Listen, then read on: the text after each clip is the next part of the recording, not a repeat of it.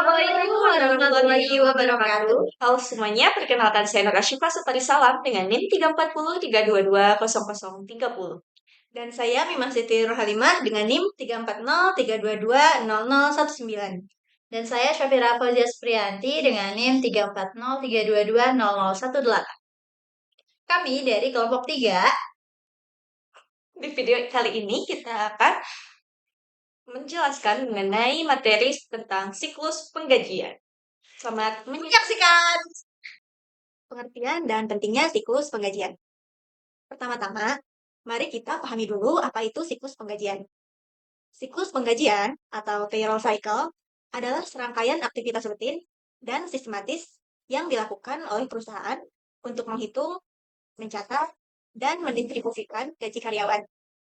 Siklus ini mencakup mulai dari pengumpulan data personal dan jam kerja, perhitungan gaji, pemotongan pajak, dan iuran, sampai akhirnya pencatatan ke sistem akuntansi serta pelaporan kepada instansi seperti BPJS dan Direktorat Jenderal Pajak. Lalu, mengapa siklus penggajian ini sangat penting? Karena penggajian adalah bagian sensitif dalam hubungan kerja. Karyawan bekerja dengan harapan akan mendapatkan upah yang adil dan tepat waktu. Sekecil apapun kesalahan dalam penggajian bisa merusak kepercayaan. Selain itu, dari sisi perusahaan, penggajian menyangkut kepatuhan terhadap hukum ketenagakerjaan, perpajakan, dan transparansi laporan keuangan. Maka, disinilah peran sistem informasi akuntansi menjadi sangat penting. Sistem ini membantu agar penggajian bisa dilakukan dengan otomatis, akurat, efisien, dan sesuai dengan aturan. Komponen utama siklus penggajian dalam sistem informasi akuntansi. Siklus penggajian terdiri dari 3 komponen utama, yaitu data input, proses penggajian, dan output penggajian. Ketiga komponen ini bekerja sama untuk memastikan gaji karyawan dihitung dengan akurat, tepat waktu, dan sesuai peraturan. Yuk kita bedah satu persatu dengan contoh supaya lebih jelas. Pertama, data input. Ini adalah bahan baku dari siklus penggajian. Data input mencakup semua informasi yang dibutuhkan untuk menghitung gaji. Bayangkan, sebuah perusahaan dengan 100 karyawan, setiap karyawan punya data seperti nama, nomor NPWP, gaji pokok, tunjangan, dan potongan seperti pajak PPh 21 atau iuran BPJS. Selain itu, ada data waktu kerja seperti absensi, jam lembur, atau cuti. Misalnya, seorang karyawan punya gaji pokok 5 juta, tunjangan transportasi 500.000, dan lembur 10 jam dengan tarif 50.000 per jam. Data ini bisa dikumpulkan dari berbagai sumber, seperti sistem absensi biometrik, kartu jam, atau formulir yang diisi karyawan. Dalam sistem informasi akuntansi, semua data ini dimasukkan ke database terpusat. Jadi, tim HR tidak perlu susah-susah mencatat manual di kertas ataupun spreadsheet.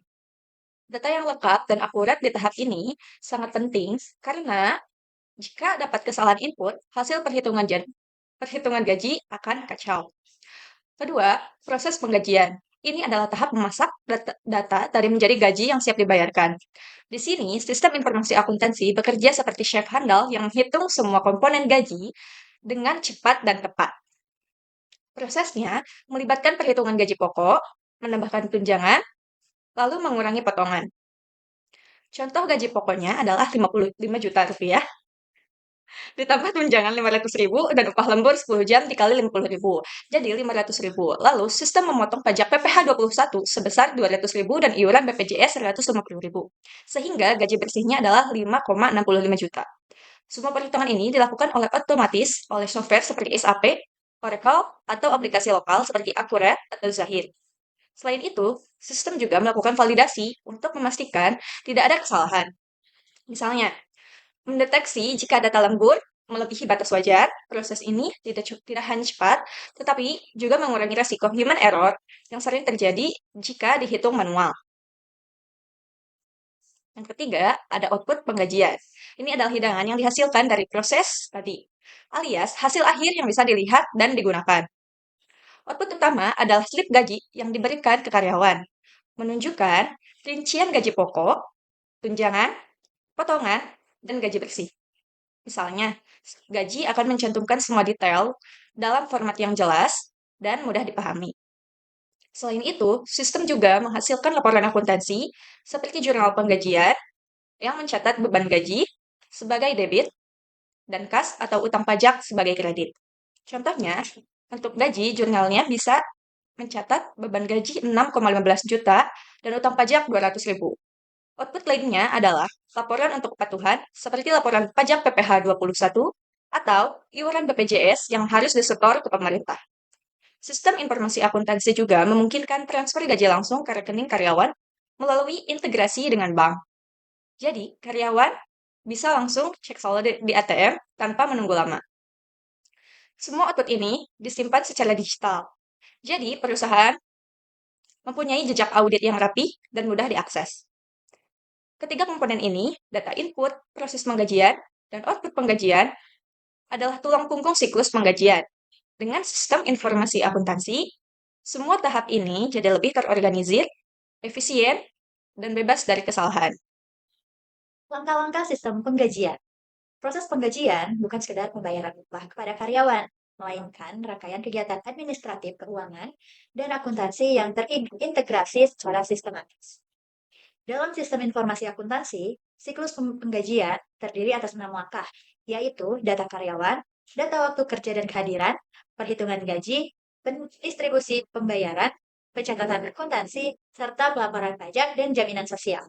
Karena langkah ini saling berkaitan untuk memastikan pembayaran gaji dilakukan secara akurat, tepat waktu, dan sesuai dengan peraturan yang berlaku di Indonesia. Mari kita telusuri langkah-langkahnya secara mendetail. Yang pertama, ada data karyawan. Data karyawan ini merupakan landasan utama dalam siklus penggajian. Data ini mencakup informasi esensial setiap karyawan untuk menentukan hak dan kewajiban finansial mereka. Sebagai contoh, sebuah perusahaan manufaktur di Surabaya dengan 300 karyawan perlu menyimpan data seperti nama lengkap, nomor induk kependudukan, alamat tempat tinggal, nomor rekening bank, dan nomor pokok wajib pajak. Selain itu, data mencakup status kepegawaian. Apakah karyawan berstatus tetap, kontrak, atau harian lepas? Hal itu akan mempengaruhi besaran gaji pokok dan tunjangan. Posisi atau jabatan karyawan juga dicatat. Misalnya, seorang supervisor berhak atas tunjangan jabatan lebih besar dibandingkan staf operasional. Dalam sistem informasi akuntansi, data ini tersimpan dalam database terpusat, seperti yang dihasilkan oleh perangkat lunak QRAD atau SAP, sehingga memudahkan pengelolaan tanpa ketergantungan pada dokumen fisik.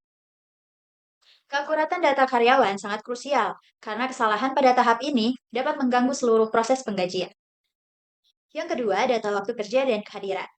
Hal ini yang menjadi dasar untuk menghitung kompensasi berdasarkan kehadiran dan kontribusi karyawan.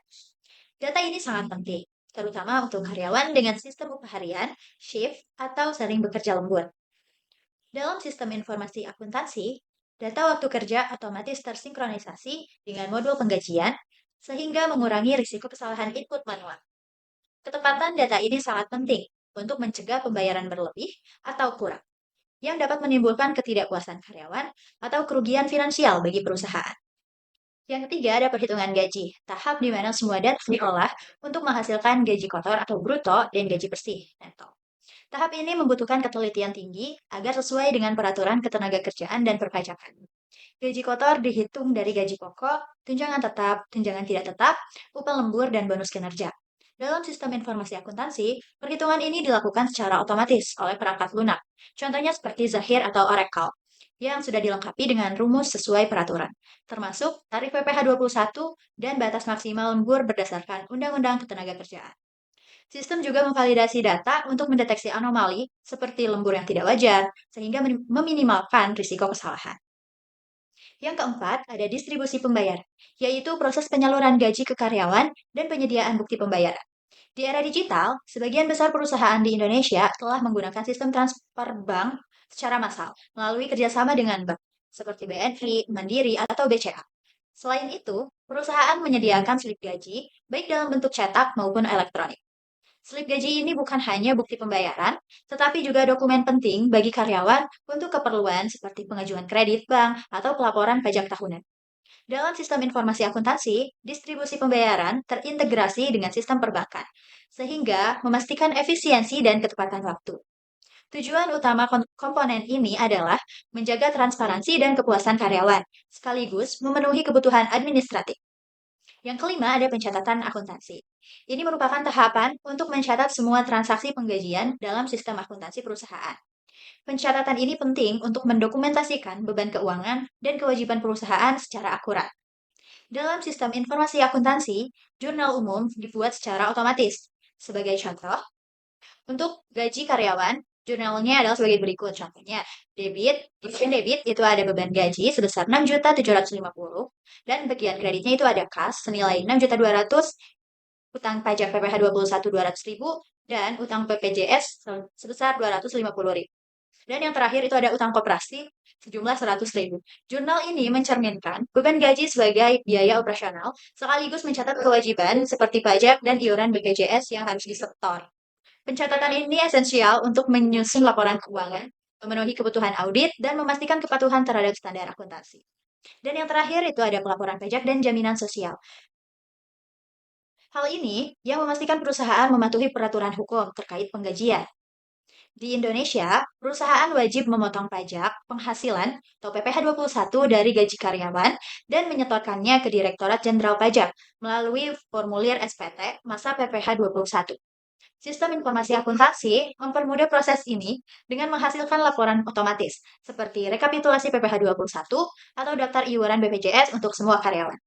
Laporan ini tidak hanya memenuhi kewajiban hukum, tetapi juga menunjukkan komitmen perusahaan terhadap perlindungan sosial karyawan.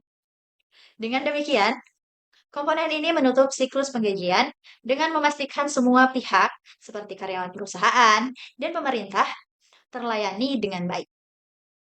Keenam langkah ini membentuk siklus penggajian yang terstruktur dan efisien. Dengan dukungan sistem informasi akuntansi, proses ini menjadi lebih cepat, akurat, dan sesuai dengan regulasi, sehingga perusahaan dapat menjalankan operasionalnya dengan tenang dan karyawan menerima hak mereka dengan tepat. Selanjutnya, dokumen dalam sistem penggajian. Dokumen dalam sistem penggajian merupakan elemen yang sangat krusial yang berfungsi sebagai bukti administratif, dasar pencatatan akuntansi, dan alat kepatuhan hukum. Dokumen-dokumen ini tidak hanya mendukung kelancaran proses penggajian, tetapi juga memastikan transparansi, akuntabilitas, dan kepatuhan terhadap peraturan di Indonesia, seperti Undang-Undang Ketenagakerjaan, Peraturan Perpajakan, dan Sistem Jaminan Sosial Nasional. Dengan dukungan sistem informasi akuntansi, pengelolaan dokumen menjadi lebih efisien dan terorganisasi. Berikut adalah 8 jenis dokumen utama dalam sistem penggajian yang akan kita telusuri secara lebih detail. Yang pertama yaitu daftar gaji. Dokumen pertama adalah daftar gaji atau payroll register, yaitu dokumen utama yang merangkum rincian penggajian seluruh karyawan dalam suatu periode, biasanya bulanan.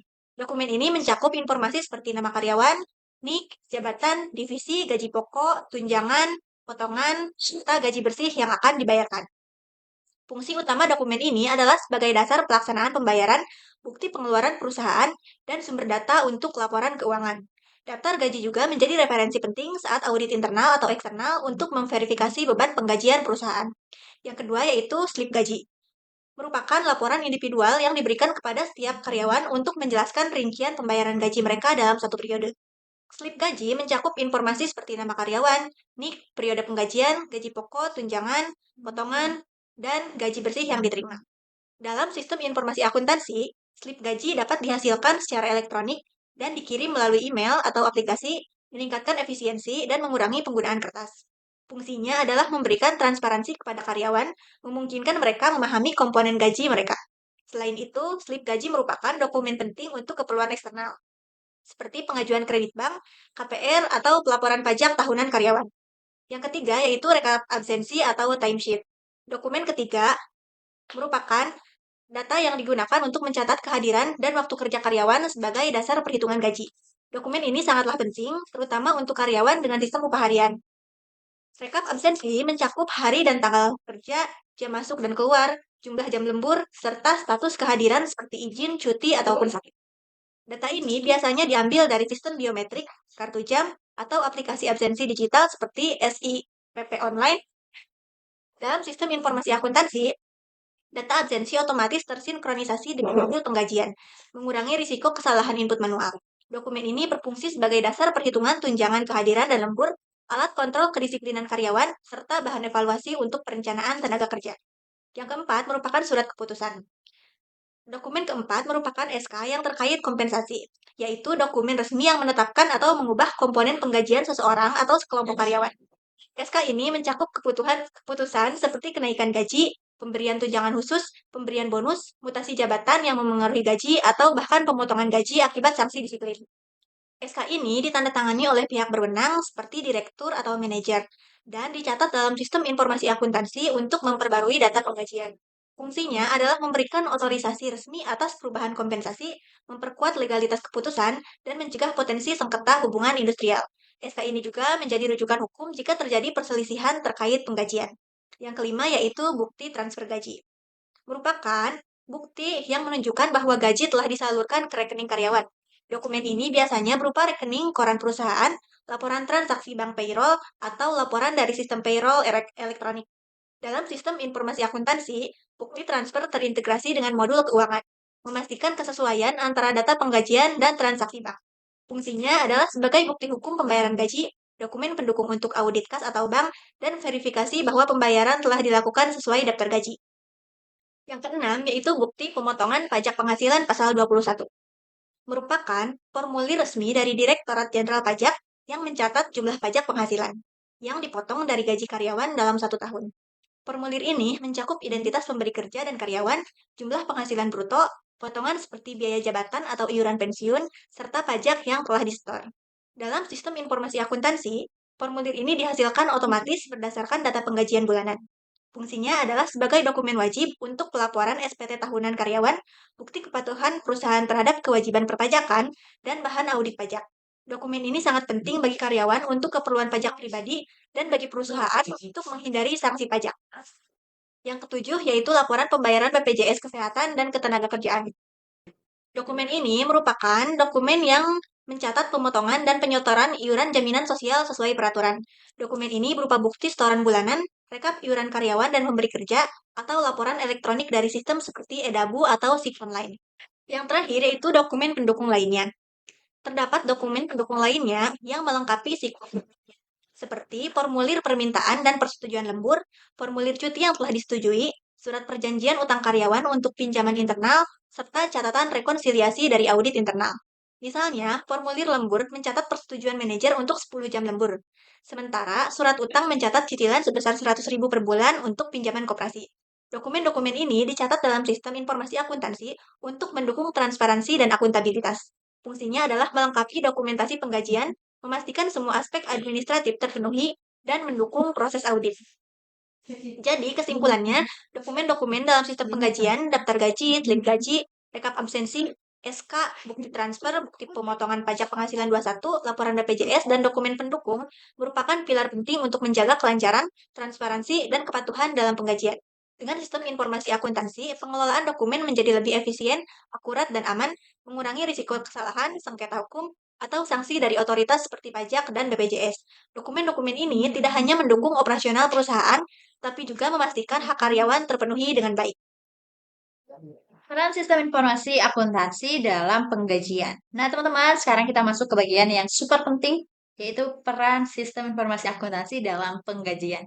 Bayangkan di sebuah perusahaan dengan ratusan atau bahkan ribuan karyawan, menghitung gaji satu persatu secara manual pasti akan memakan waktu berhari-hari. Belum lagi risiko salah hitung. Nah, disinilah sistem informasi akuntansi menjadi pahlawan. SIA adalah teknologi yang menggabungkan perangkat lunak, database, dan prosedur untuk mengelola data keuangan, termasuk penggajian dengan cara yang cepat, akurat, dan aman. Yuk kita bahas 3 peran utama SIA dalam penggajian. Yang pertama, otomatisasi. Dulu, tim HR mungkin harus duduk berjam-jam dengan kalkulator dan tumpukan kertas untuk menghitung gaji, tunjangan, dan potongan seperti pajak atau BPJS. Tapi sekarang, dengan adanya SIA, semua itu bisa dilakukan secara otomatis. Misalnya, software seperti SAP, Oracle, atau aplikasi lokal seperti Accurate dan Zahir bisa langsung mengambil data dan sistem absensi, menghitung gaji pokok, menambahkan bonus, dan mengurangi potongan dalam hitungan detik. Bayangkan untuk perusahaan dengan 500 karyawan, SIA bisa menyelesaikan perhitungan gaji dalam waktu kurang dari 1 jam. Yang kalau manual bisa butuh berhari-hari. Otomatisasi ini juga berlaku untuk membuat slip gaji digital dan laporan keuangan. Jadi tim HR bisa fokus ke tugas lain seperti pengembangan karyawan. Yang kedua ada akurasi dan efisiensi. Salah satu tantangan terbesar dalam penggajian adalah human error. Misalnya, kalau tim HR salah memasukkan jam lembur atau lupa memotong pajak, karyawan pasti protes atau perusahaan bisa terkena denda. SIA membantu mengurangi kesalahan ini dengan algoritma yang sudah dirancang untuk menghitung sesuai rumus yang benar. Bayangkan perusahaan multinasional dengan cabang di berbagai kota bisa mengelola gaji semua karyawan dari satu sistem terpusat tanpa perlu koordinasi manual yang cukup ribet. Yang terakhir, ya, ketiga adalah kepatuhan dan keamanan. Di Indonesia, perusahaan wajib mematuhi peraturan seperti Undang-Undang Ketenagakerjaan, Pajak PPh 21, dan iuran BPJS. SIA memastikan semua perhitungan sesuai dengan aturan terbaru. Misalnya, kalau pemerintahan mengubah tarif pajak atau upah minimum regional, software SIA bisa diperbarui untuk menyesuaikan perhitungan secara otomatis. Ini penting untuk menghindari sanksi hukum atau denda dari otoritas pajak. Selain itu, keamanan data adalah prioritas. Data karyawan seperti nomor rekening atau NPWP disimpan dalam database terenkripsi dengan akses terbatas. Jadi, risiko kebocoran data atau penyalahgunaan informasi sangat kecil.